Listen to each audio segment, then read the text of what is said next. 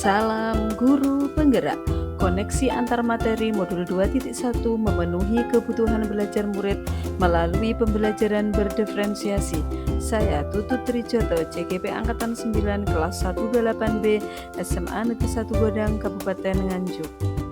Tujuan pembelajaran khusus, CGP dapat membuat sintesa pemahaman dengan mengkoneksikan semua materi yang telah dipelajari sebelumnya untuk menjelaskan pemahamannya tentang pembelajaran berdiferensiasi dan bagaimana mengimplementasikannya. Pembelajaran berdiferensiasi adalah serangkaian keputusan masuk akal common sense yang dibuat oleh guru yang berorientasi pada kebutuhan murid. Keputusan tersebut berkaitan dengan tujuan pembelajaran yang didefinisikan dengan jelas, menanggapi atau merespon kebutuhan belajar murid, menciptakan lingkungan belajar yang mengundang murid untuk belajar dan bekerja keras untuk mencapai tujuan belajar yang tinggi, manajemen kelas yang efektif, penilaian berkelanjutan.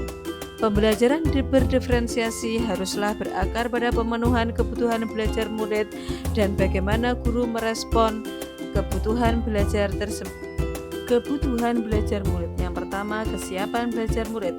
Kesiapan belajar adalah kapasitas untuk mempelajari konsep atau keterampilan baru. Yang kedua, minat murid. Minat merupakan suatu keadaan mental yang menghasilkan respon terarah pada suatu situasi atau objek tertentu yang menyenangkan dan memberikan kepuasan diri. 3. Profil belajar murid. Profil belajar mengacu pada cara-cara bagaimana kita sebagai individu paling baik belajar. Mendapatkan informasi tentang kebutuhan belajar murid tidak selalu harus melibatkan sebuah kegiatan yang rumit. Guru yang memperhatikan dengan seksama hasil penilaian formatif, perilaku murid, refleksi murid, dan terbiasa mendengarkan dengan baik murid-muridnya biasanya akan lebih mudah mengetahui kebutuhan belajar murid-muridnya.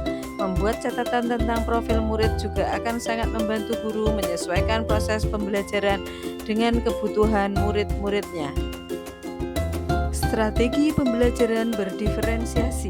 Yang pertama, diferensiasi konten. Isinya adalah materi pembelajaran itu sendiri yang dapat dibedakan dalam berbagai macam cara. 2. Diferensiasi proses.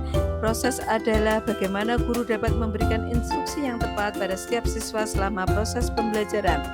3. Diferensiasi produk.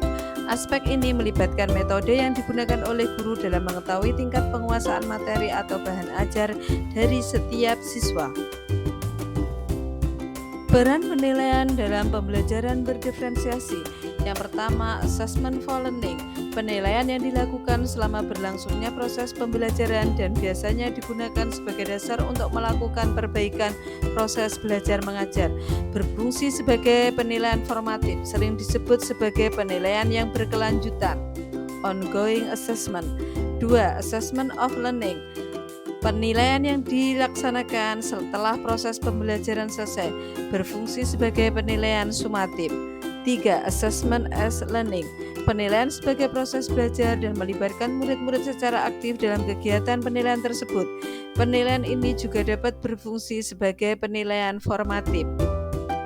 Keterkaitan modul 2.1 dengan materi modul 1.1, modul 1.2, modul 1.3, dan modul 1.4. Menurut Ki Hajar Dewantara, pendidikan adalah menuntun segala kekuatan kodrat yang ada pada anak-anak agar mereka sebagai manusia maupun anggota masyarakat dapat mencapai keselamatan dan kebahagiaan yang setinggi-tingginya.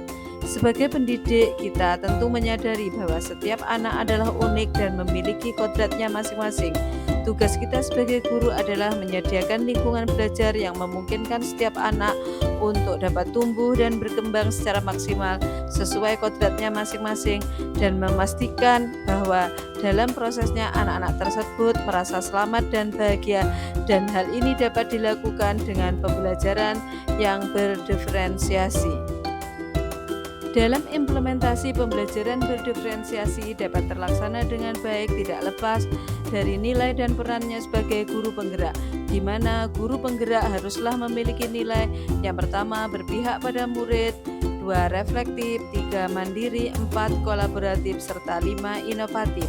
Dan dalam implementasinya, guru penggerak harus dapat memberikan kontribusinya dalam perannya sebagai guru penggerak, yaitu menjadi pemimpin pembelajaran, menjadi coach bagi guru lain, mendorong kolaborasi, mewujudkan kepemimpinan murid, dan menggerakkan komunitas praktisi.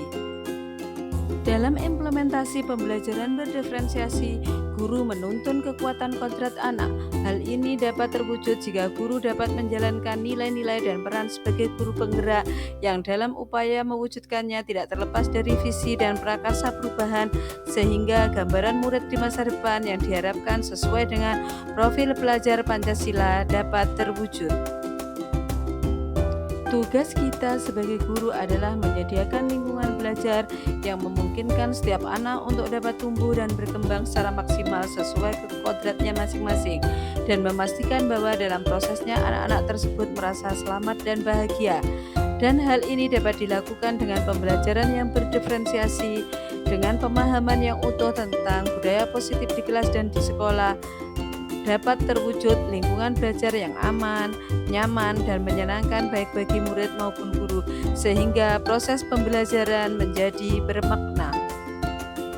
Kesimpulan, pendidikan adalah menuntun segala kekuatan kodrat yang ada pada anak-anak agar mereka sebagai manusia maupun anggota masyarakat dapat mencapai keselamatan dan kebahagiaan yang setinggi-tingginya, sehingga setiap siswa adalah unik dan berkarakter masing-masing, sehingga diperlukan proses pembelajaran berdiferensiasi yang dalam implementasinya sejalan dengan nilai dan peran guru penggerak dalam mewujudkan visi dan prakarsa perubahan untuk murid yang diharapkan berkarakter profil pelajar Pancasila dalam lingkungan budaya positif baik di kelas maupun di sekolah.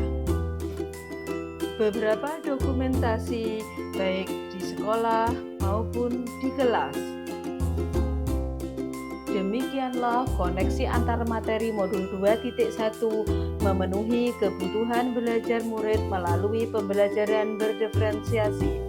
Terima kasih, salam, dan bahagia.